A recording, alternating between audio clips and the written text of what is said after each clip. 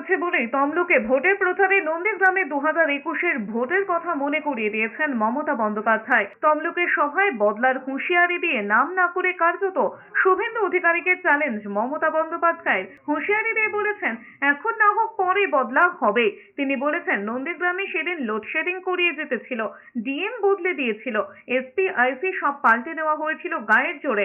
নির্বাচনের পর লোডশেডিং করে ফলাফল পাল্টে দেয়, সে কথা তিনি ভোলেননি। তিনি আরো বলেছেন, চিরকাল বিজেপি থাকবে না, চিরকাল ইডি সিবিআই কোলে করে রাখবে না, চিরকাল এনআইএ ইনকাম ট্যাক্স পাশে থাকবে না। এর বদলা তিনি নিয়েই ছাড়বেন।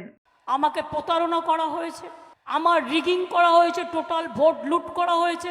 বিজেপি ক্ষমতায় আছে বলে গায়ের জোরে ইলেকশন কমিশনের সাহায্যে ডিএম চেঞ্জ করেছিল, এসপি চেঞ্জ করেছিল, আইসি চেঞ্জ করেছিল, আর ইলেকশন হয়ে যাওয়ার পরেও লোডশেডিং করে দিয়ে রেজাল্ট পাল্টে দিয়েছিল। আমি আজ নাও কাল এর বদলা তো নেবই। কিভাবে নেব, কেমন করে নেব, সেটা আগামী দিন পথ দেখাবে।